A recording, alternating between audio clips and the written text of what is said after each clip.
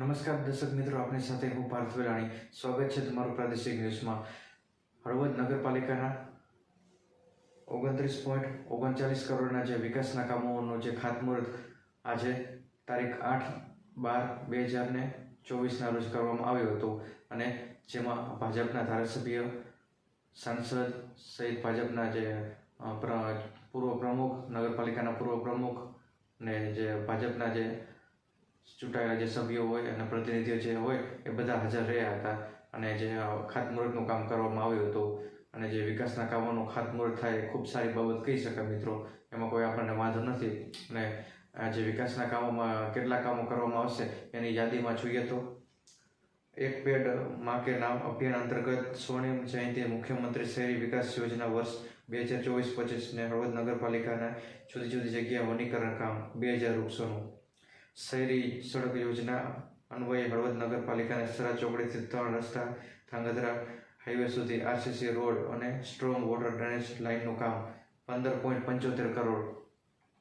સ્વર્ણિમ જયંતિ મુખ્યમંત્રી શહેરી વિકાસ યોજના અંતર્ગત પૂર્વ મંજૂર થયેલ ભૂગર્ભ ગટર ફેઝ 2ના કામોમાં 8.33 કરોડ રૂપિયા. સ્વચ્છ ભારત મિશન 2.0 ગ્રાન્ટ વર્ષ 2022-23 સોલિડ વેસ્ટ પ્રોસેસિંગ પ્લાન્ટ બનાવવાનું કામ. ઓપરેશન એન્ડ મેન્ટેનન્સ પીરિયડ 7 વર્ષનો 3.16 કરોડ રૂપિયા. 15મું નાણાપંચ ગ્રાન્ટ અન્વયે હળવદ નગરપાલિકાના તમામ વોટર વર્કર્સના પેવર બ્લોક અને જુદા જુદા વિકાસના compound wall high master tower બનાવવાનું કામ. હળવદ નગરપાલિકા માટે સ્વીપર ડિસ્ટિલિંગ મશીન ખરીદીનું કામ 1.75 કરોડ રૂપિયા. અને સ્વર્ણિમ જયંતિ મુખ્યમંત્રી શહેરી વિકાસ યોજના અંતર્ગત જુદા જુદા વિસ્તારમાં સીસી રોડ બનાવવાના કામો 0.40 લાખ રૂપિયા. એમ કરીને કુલ 29.39 કરોડ રૂપિયાના જે કામો હળવદ નગરપાલિકાને મંજૂર કરવામાં આવેલા છે એનું ખાતમુહૂર્ત કરવામાં આવ્યું હતું. અને જે ખાસ તો આ વિષય પર સવાલ એ છે મિત્રો કે હળવદ નગરપાલિકાની ઇલેક્શન નજીક છે એટલે આ બધું કામ કરવાનું નેતાઓને બધાને સૂઝ્યું હોય. કારણ કે ઇલેક્શન છે એટલે મત લેવાના હોય, સત્તા ઉપર બેસવાનું છે ભાજપને. અને જો આ કામો ન કરે તો પછી સત્તા ઉપર બેસાડશે નહીં એવી એને બીક હોય. કારણ કે વર્ષોથી ભાજપનું આ શાસન રહ્યું છે. હવે તો ત્રિભાગ્યજન થવાનો છે, ત્રીજો પક્ષ પણ હળવદમાં આવી ગયો છે. એટલે અત્યાર સુધી જે કામો થયા અને જે બધું ચાલતું હતું એ તો હળવદે જોયું છે કે હળવદમાં શું પરિસ્થિતિ છે નગરપાલિકાની, કેવા રોડ છે, કેવી લાઇટો છે, કેવી ગટર છે ને કેવી સુવિધાઓ છે, કેવા ગેરકાયદેસર બાંધકામો છે ને બ્યુટિફિકેશનના નામે કેવડા પૈસા ખાઈ જવામાં આવે છે, રિવરફ્રન્ટના કામો કેવા છે ને આ બધી પ્રવૃત્તિ જે નગરપાલિકાની હોય તે નગરપાલિકાએ કામગીરી કરવાની હોય, કેવી કામગીરી જે એમને કરી અત્યાર સુધીમાં એ આખા હળવદે જોયું છે. દર 5 વર્ષે નવા પ્રમુખ આવે છે, નવી બોડી બને છે અને એ બધી સિસ્ટમ ચાલે જ રાખે છે. નગરપાલિકા બની અત્યાર સુધીમાં જે કેટલા બજેટો મંજૂર થયા ને કેટલું દેણું થયું એ પણ જે જગજાહેર છે મિત્રો. કે બજેટ કરતાં તો દેવું વધારે હોય નગરપાલિકાનું, એ હળવદની વાસ્તવિકતા છે મિત્રો. તો એમાં શું નગરપાલિકા હળવદનો વિકાસ કરવાની છે. જે કરોડો રૂપિયાની ગ્રાન્ટો આવે છે પણ એ ગ્રાન્ટો ક્યાં જાય છે, એ ક્યાં વપરાય છે, ને કોણ કેટલી ટકાવારી કામ કરે છે અને કેટલા રૂપિયાનું કૌભાંડ કરવામાં આવે છે એ તો આપણે બધા જોઈ છીએ. કે નવો રોડ બન્યો હોય તો એક વર્ષ કે એક વર્ષ નહીં, આપણે 1 મહિનો કે મહિનામાં ખાવડા પડી જતા હોય એ આપણે નરી આંખે બધા જોઈ છીએ. ને જો રોડ કેવા છે આપણા મેન રોડ, એમાં તો સરિયા દેખાય છે મિત્રો. એ તો જે તે સમયે કામ કરવામાં આવ્યું ત્યારે કેવું કામગીરી કરવામાં આવી અને 1 વર્ષમાં ટકેલો ના હોય રોડ, એવી હાલત આ હળવદની છે મિત્રો. તો આ અત્યારે જે નવો ખાતમુહૂર્ત કરવામાં આવ્યું ને એ ચૂંટણી પૂરી થઈ જશે ને પછી કેટલા દિવસ સુધી એ કામ એની ચાલુ રહેશે. જે ટાઈમ પીરિયડ હોય એ ટાઈમમાં પૂરું કરી દેવામાં આવશે અને પૂરેપૂરા રૂપિયા એનામાં વાપરવામાં આવશે. 1 પણ રૂપિયાનું કૌભાંડ કરવામાં નહીં આવે એની શું ગેરંટી? કોણ લેશે એની ગેરંટી? કારણ કે જે લોકો વિરોધ કરે છે એને તો કોઈ સાંભળતું નથી. એનો અવાજ દબાવવાનો પ્રયત્ન કરવામાં આવે છે. એ આ હળવદની વાસ્તવિકતા રહી છે, એને નકારી શકાય એમ પણ નથી મિત્રો. વિપક્ષ પણ સાવ નબળું પડી ગયું છે.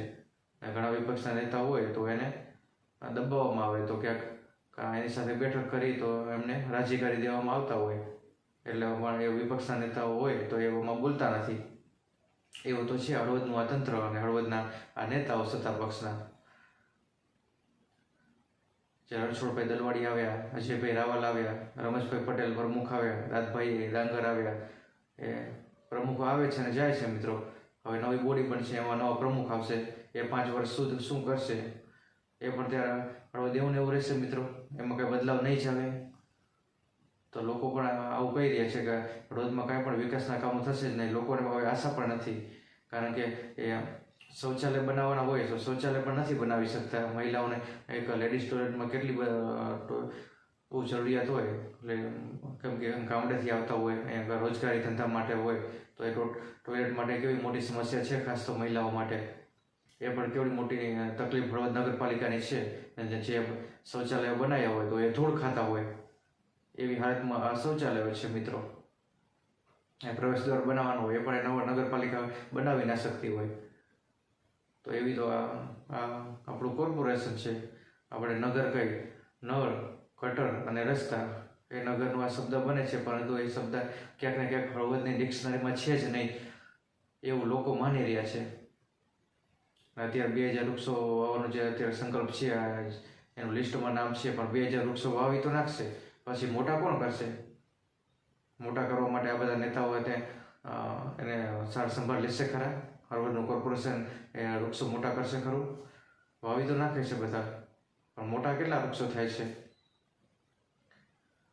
અને જે મકાનો બનાવવામાં આવેલા છે, જે આવાસ યોજનાના, કે એ મકાનની શું હાલત છે અત્યારે આપણે બધા જોઈ રહ્યા છીએ.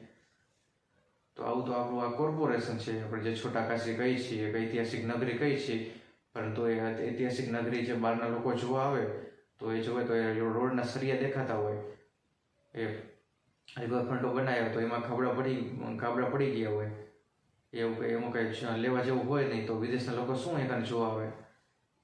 એ આવે તો અહીંયા આબરૂ લઈને જતા રહે. હળવદમાં તો ક્યાંય હાલે નહીં એવું એ ઠેકાણા વગરનું છે. નગરી રજ ઉઠતી હોય એવી તો હાલત છે એની. ગેરકાયદેસર બાંધકામો હોય તો એ બાંધકામો પણ કોઈ એને રોકી શકતો હોય નહીં. બીઓ પરમિશન વગર બધું ચાલતું હોય. ફાયર સેફ્ટીના સાધનનો જે અભાવ હોય, અને તકલીફો મિત્રો ઘણી બધી છે હળવદની, પણ કોને કહેવા જવી?